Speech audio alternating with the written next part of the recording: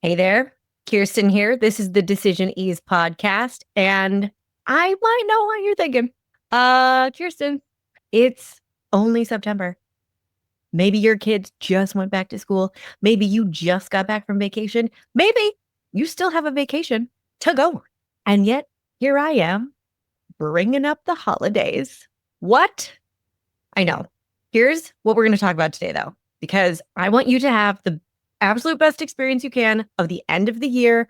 The end of the year is chock full of all these special occasions that can cause a lot of joy and cause a lot of stress. And regardless, they can cause a lot of busyness that often prevents us from being as present as we want. And I don't want you waking up in January 2026 being like, what even happened in the end of the year? How come I'm so stressed and tired? Why didn't I have any fun or get anything I wanted out of that time?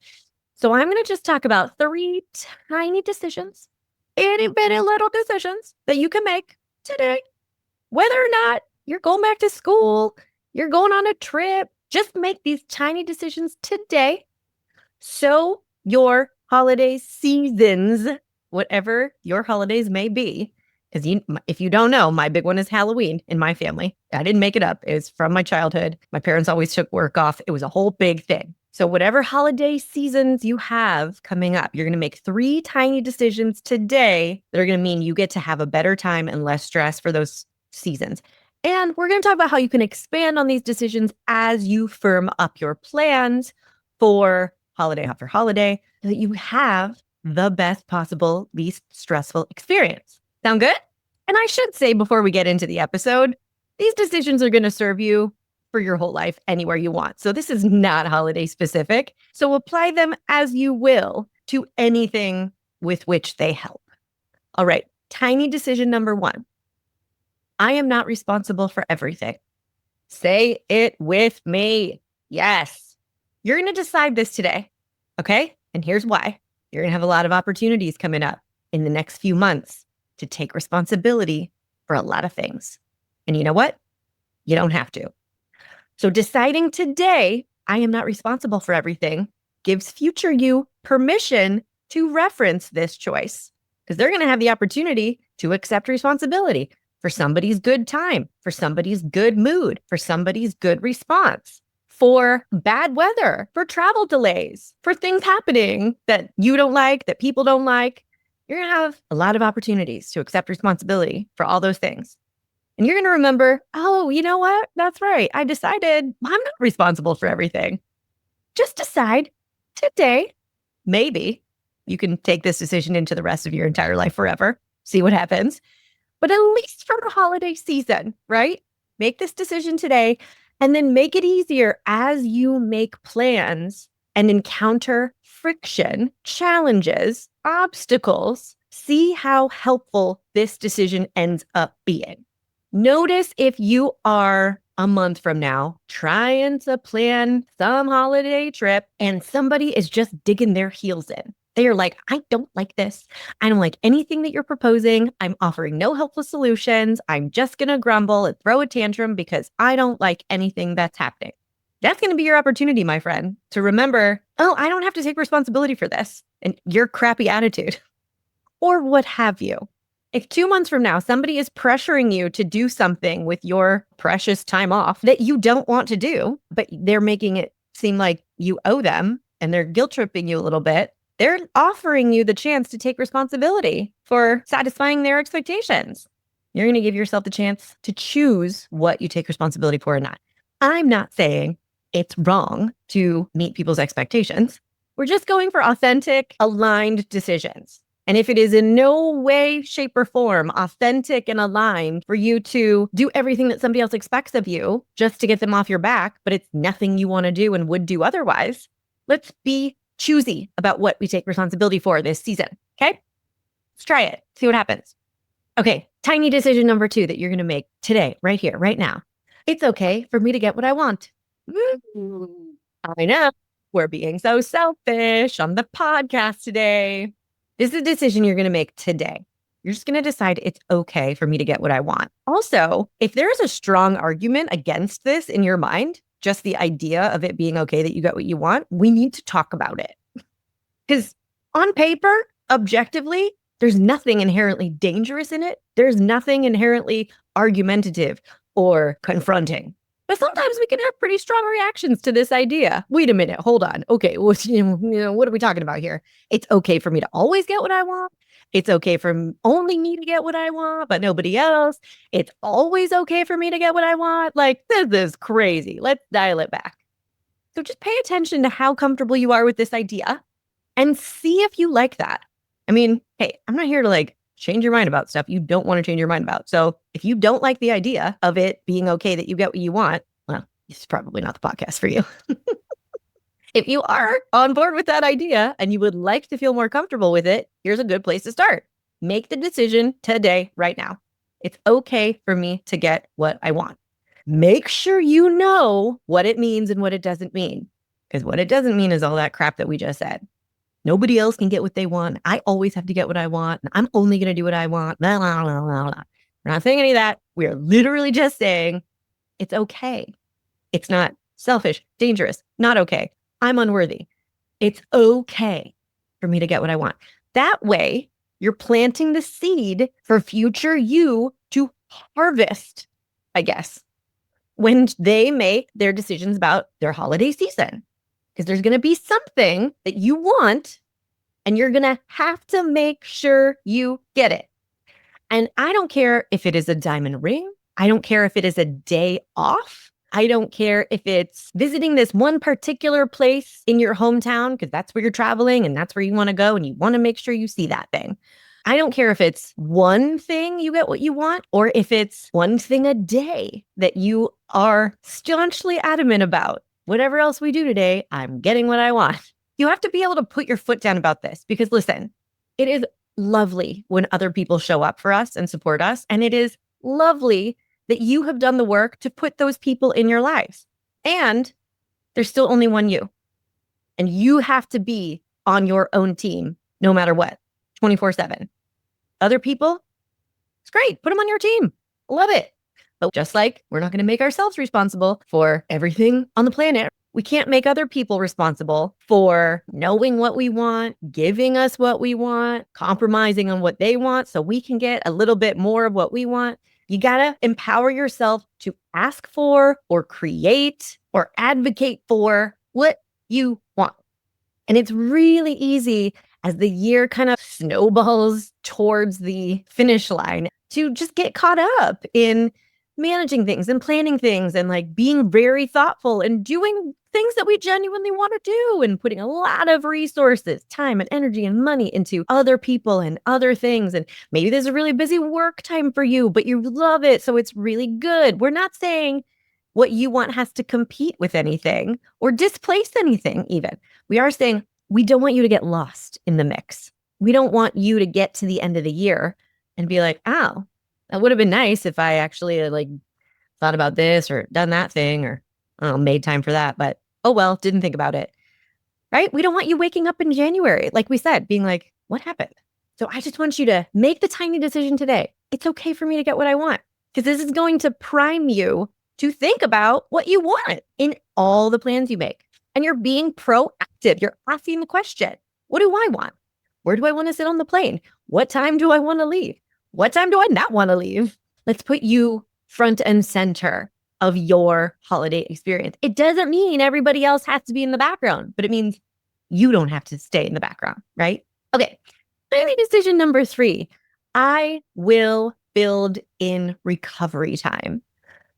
I feel like, girl, as we get further and further into our 40s over here on the Decision Ease podcast, I feel like this is a decision we're going to need to make many a time, month after month.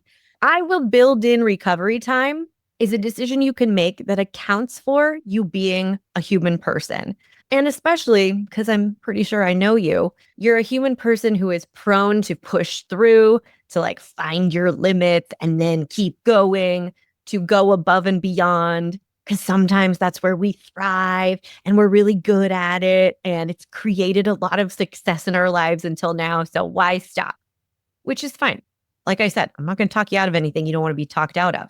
But being a little more intentional and having a little more forethought about recovery time just makes you bounce back better, right? It just makes you better able to hit the ground running the next day if that's what you are super excited to do.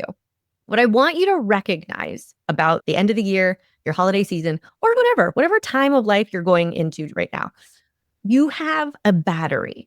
You have a resilience battery, and it requires charging because living as a human person, by definition, depletes the battery. It's not a bad thing. It's just a normal thing. It's like how batteries work. Planning on needing to recharge it, building in recovery time as part of your plan doesn't mean you're weak, and it doesn't mean anything's going wrong. It just means you're finally, potentially, maybe you've been doing this for years, which kudos, but if not, you're finally just admitting your humanity. What this is going to look like as you start planning things is you're going to look at your travel plans and you're going to see, oh, that's interesting. I've planned to work right up until the day I fly away, and then I've planned to work the day after I land. That doesn't look like there's any recovery time anywhere. Do I think I'm going to thrive in that? Or is there a good reason to not have any recovery time? Maybe you're looking at a lot of social events and you're actually super excited about it, but you know you get drained. So you just plan space in between. You make sure you don't have 4 days straight of activities and you don't pack 1 day straight full of 3 activities. You give yourself recovery time. Maybe it's even as simple as you plan on going on a walk after dinner. Maybe dinner is going to be a lot and have a lot of people, and that's going to be a lot for you. And maybe you're just like, I'm going to need to recover after that. I don't want to imply that you have to plan everything out in advance.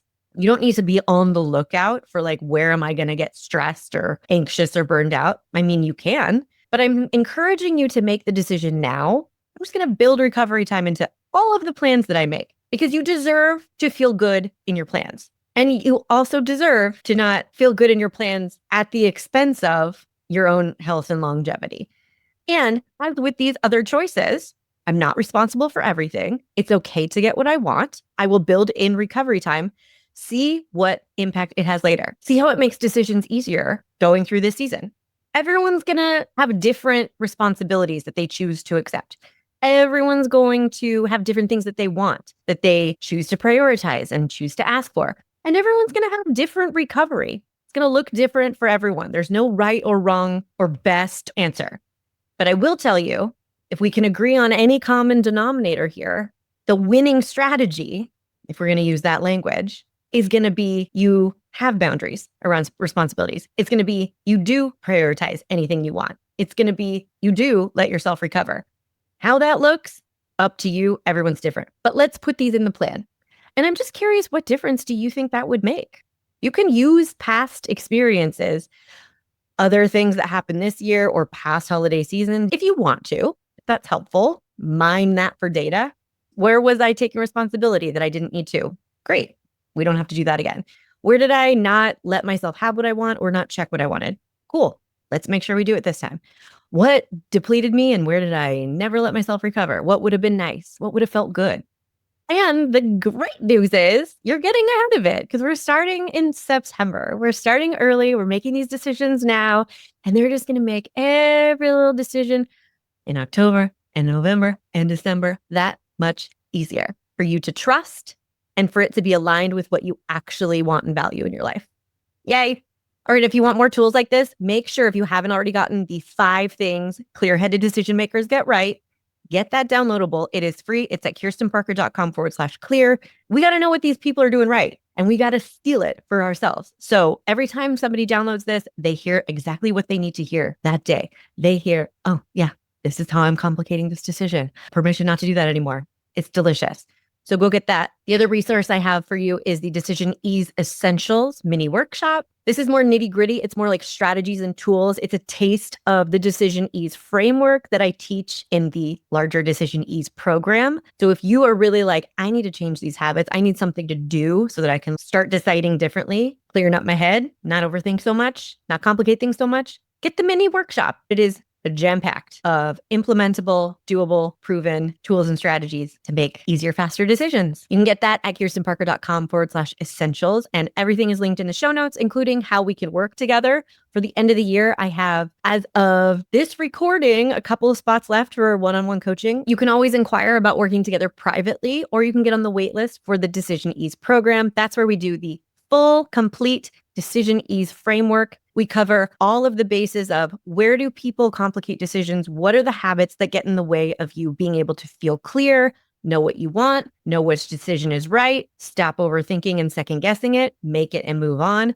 We go through all of the common habits and what's really required to change both the behavior and the mindset behind them so that you can really trust your choices and see things clearly and not have such a noisy brain. So that's the Decision Ease program. It's starting in early 2026 and waitlist members get a discount. All the information about that program and the waitlist is at kirstenparker.com/ease. I hope it's been fun for you to think about these little tiny decisions you can make today. I encourage you not to wait until the holidays to reap some benefits from them. See if you can get something you want today or not take responsibility for something that you don't need to take responsibility for. See what happens. But if nothing else, these are going to make your holiday seasons easier, lighter, more fun, less stressful. Yum, yum, yum.